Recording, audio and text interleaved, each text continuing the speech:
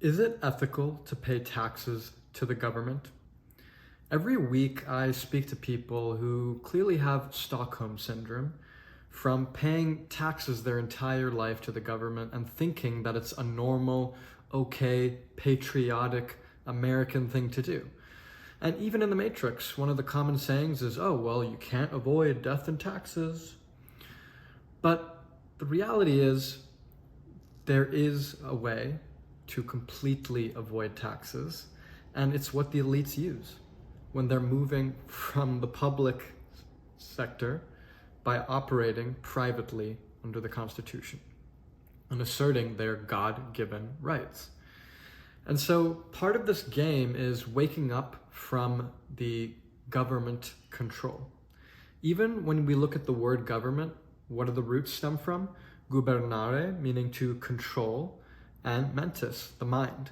So to control the mind. That's what governments do around the world. These are corporate entities, big business entities that are meant to control the peasants who have opted in voluntarily into their corporate ecosystem. And they receive certain benefits as a result. So I really want to break down, when we look at the evidence around us, what is the evidence for whether we should or should not pay taxes to the government?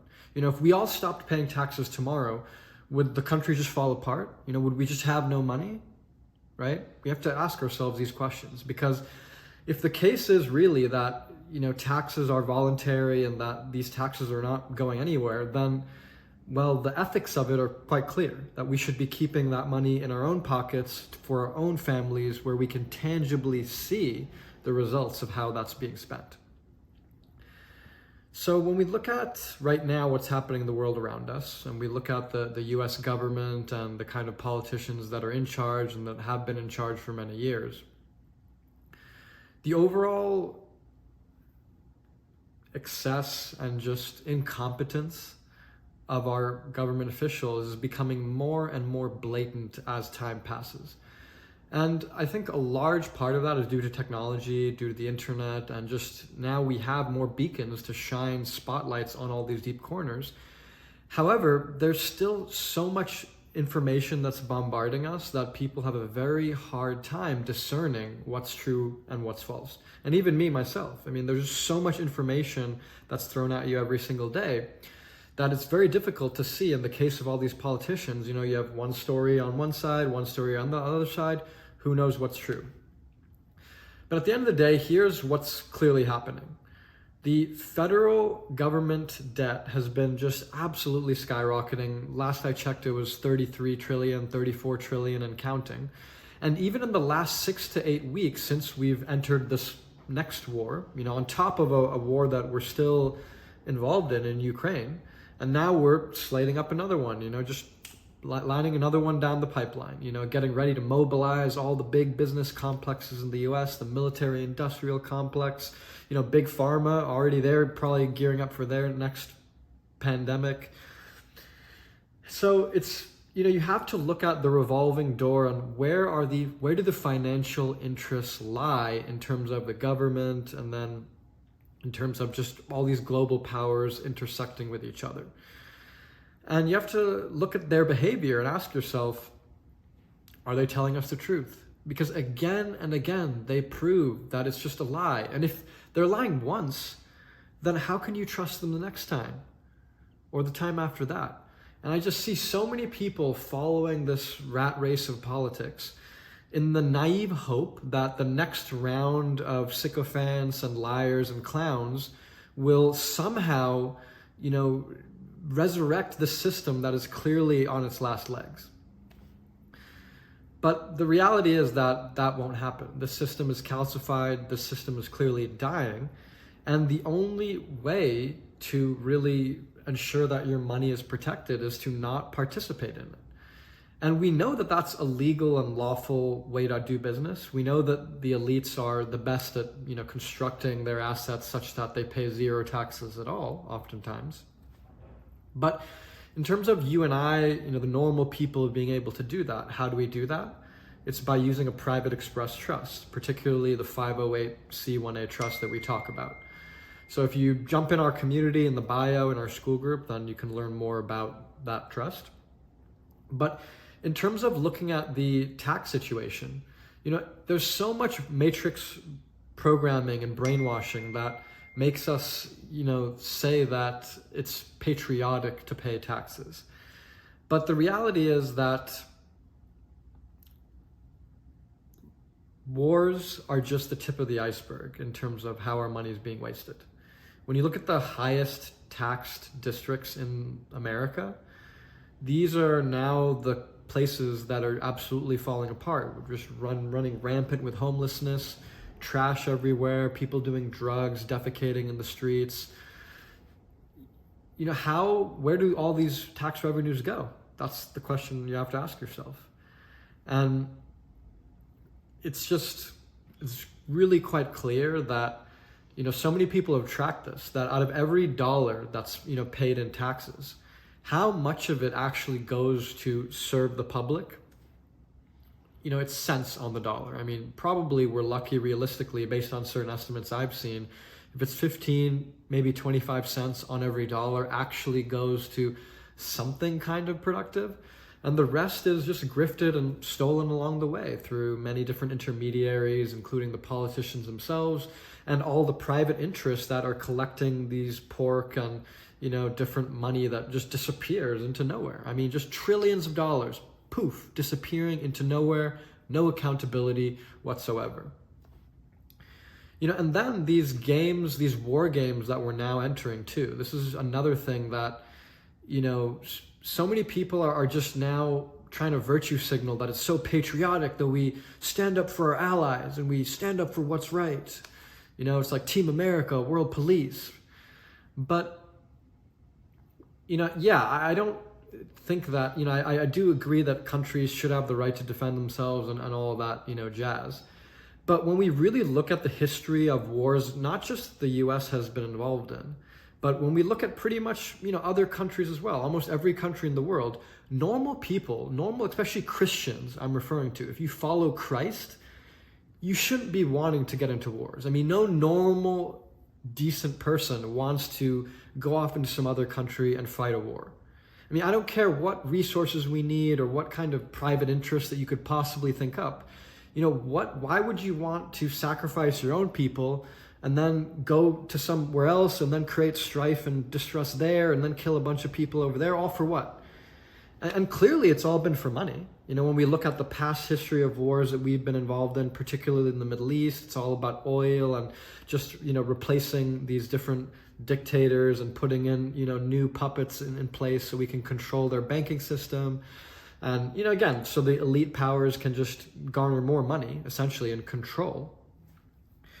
But that aside, how is everyone falling for this? Where there's just the next war and now we need to take up arms and then just donate all this money. And where's that money coming from? This last 100 billion that went to Israel, on top of the hundreds of billions that have gone to Ukraine, and then you see the 1 trillion we printed in the last 4 to 6 weeks. Who's that affecting exactly? It's going to be the middle and lower class Americans who are earning hourly jobs, living paycheck to paycheck, and then they just keep seeing, very slowly and deceptively, costs of everything skyrocketing. And when you're on a fixed wage, basically, how do you keep up? You don't, is the answer. I mean, I don't even, most people I know are working several jobs just to make ends meet. And so when we look at the trajectory and the way this is going and all these wars, and that's just, again, the tip of the iceberg. I mean, look at every single industry in this country pretty much. And you look at how big corporations are incentivized by the government, and it's all a revolving door of profit on how do we profit off of the slaves in our plantation. So if this is something that you support, if you love wars and you love people dying and, you like supporting the education system that perpetuates this patriotism, that perpetuates, this gender fluidity and these spectrum type of things that are being now educated into all the young people going into schools, aka prison day camps, all across this country. This is where your tax dollars are supposedly going. So if you support that, great. Maybe you should be paying taxes.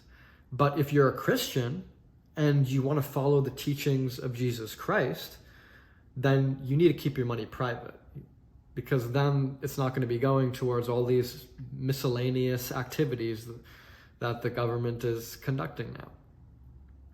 And more than that, here's another very fundamental and important question that any taxpayer watching this needs to ask themselves. If we printed $1 trillion or whatever number it was in the last 4-6 weeks alone, and that's stacking on top the other 30 plus trillion that we already owe, if we're constantly printing new money, and we clearly have the ability to keep doing that because no one wants to turn off the printer, and it pretty much has to stay on, just to keep going with these charades, because then there are these government fake shutdowns, and then there's some charade with these so-called deals being made, and then they just print a bunch more money and pay for it, right? At the end of the day, that's what happens. More money gets printed to pay for it. So if they just have an unlimited money printer, where are your tax dollars going? All those tax dollars that you've been dutifully paying and that you probably continue to dutifully pay, where's that going if they could have just printed the money anyway? And then 80% of the money that is printed and that goes to things is stolen, as we know. So where are your tax dollars really going? It's time to wake up, everyone. It's time to stop having Stockholm Syndrome and these extreme circumstances that we're in with these kind of grifters and just crazy people that are in charge. You need to take extreme measures to protect yourself. And so when we understand our God-given rights under the Constitution, it's a saying everyone sees, everyone knows what our God-given rights are, but no one expresses them in writing. And how do we do that? We do that through a private, common law, irrevocable ecclesiastical trust. That's how we do it. And one of the interesting things when you look at the structure of this trust and operating under Jesus Christ in an expressly written manner, it's not like all the virtue signalers out there. If I go to a strip club in Miami, everyone's flashing across at me saying, "Oh, we support Christ," but what do your actions show? And so this 9-page trust document is expressly written proof that you've learned certain knowledge. You've learned to resist the government mind control and look at the wording in this document and then now expressly sign irrevocably with Christ and then all that Christ teaches as a result.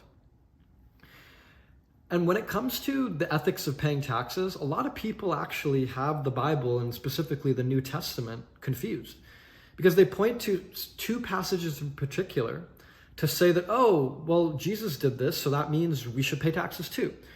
But I want to finish off here by kind of going back into these biblical parables and overlaying them over the current day world, because that's really the trick. If it was just so easy where you could just read a book and parrot it, just read it off like a parrot, everyone could do it, and everyone thinks they are doing it. But the reality is you have to take these parables, these ancient texts, and then overlay them over our current world to actually get context for how to use that and in a practical way employ it. So the first passage is Matthew 17:24 through 27, where they're paying the temple tax.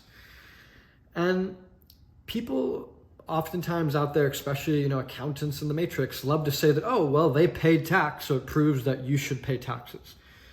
But really, if you really dive into what happened here, first of all, Simon took money from a dead fish and used that to pay the tax. So it wasn't actually out of Jesus' pocket. They're bending money that was in the environment existing to pay the tax, so as not to offend them, essentially. And when we look at, certain things and our movement in the world, there are certain times where we have to pay tolls, to drive on a road. We have to pay certain taxes just to get by. So in a practical sense, okay, fine. He paid the tax, Jesus paid the tax in this one sense. But that doesn't mean that it is our ethical or moral obligation to pay all kinds of taxes. Absolutely not. And what even proves that in this particular passage is when Peter came into the house, Jesus was the first to speak. For whom do the kings of the earth collect duty and taxes? From their own children or from others? Then the children, and Peter said, from others. And then the children are exempt, Jesus said to him. So it's already very clearly outlined that there are certain people in the ecosystem that are the sons of the kings of man that are not paying any taxes. We already know that is a way of operating. The question is how? How do we prove that status? And that is part of what this parable is hinting at. It's hinting at, look, there's a way, but you have to find it. You have to find a way to operate just like the elites are doing. What are the elites doing? They're using trusts. Oh, well, what kind of trusts? Private trusts. And that's how you go down this rabbit hole and uncover, okay, well, how do we operate in the same way? And the second passage that I want to finish up here with is Matthew 22, lines 15 to 22, where the Pharisees are trying to trap Jesus. And they're asking him, what is your opinion? Is it right to pay the imperial tax to Caesar or not? But Jesus, knowing their evil intent, said, you hypocrites, why are you trying to trap me? Show me the coin you used for paying the tax. And they brought him a denarius. Whose image is this and whose inscription? Caesar's, they replied. Then he said to them, so give back to Caesar's what is Caesar's and to God's what is God's. So in terms of the modern day matrix, if we're overlaying that over the current day, yes, you give to Caesar's what is Caesar's, but again, everyone misses the most important part of that line. Give to God's what is God's. So here's the trick. How do we optimize our positioning so that we can just give everything to God? That we don't need to give anything to Caesar at all, right? And that's what we do with an ecclesiastical trust. We're giving it to God. It's under Jesus Christ's protection. We don't own it anymore. We don't have the weight on our soul of those assets, of those material items in this world. And the other aspect too, when we look at this passage, is the denarius. Caesar's face was imprinted upon it, proving that it was in his domain. So when we look at the modern day world, what's printed on the back of every dollar? In God we trust. That is the name of the trust of the United States that issues all the debt notes against it. In a similar way, back in this age, when these denarius coins were issued, backed by Caesar and by the Roman government. And so, in God we trust, this is the domain of man. Dollars, assets, things in the material world. But part of the trick is, these passages, they're not saying to pay tax. They're saying, look at the game. Look at the trick of this game around you. How do you minimize paying these fees that are unnecessary? How do you optimize and stay aligned with God? How do you stay aligned with Christ? And once you're able to do that, now that is how you get to a position where you don't pay any taxes at all. And not only is it ethical, it is actually your moral duty as a Christian not to pay taxes. Keep it with God. Keep it in service to God. Keep it in service to your family, to your community, to the important things that you can tangibly control. Don't give that up to politicians and basically the devil. So if you want to learn more about how to actually protect yourself using these trusts, then jump into the school community and we'll talk more about it in there, and you can ask me any questions and dive into a lot more details on how all this works. So I look forward to seeing most of you in there, and to the rest of you, I wish you luck. If you think it's ethical to pay taxes, well, look around you. Open your eyes. Start to wake up from the Stockholm Syndrome. See you all in the next one.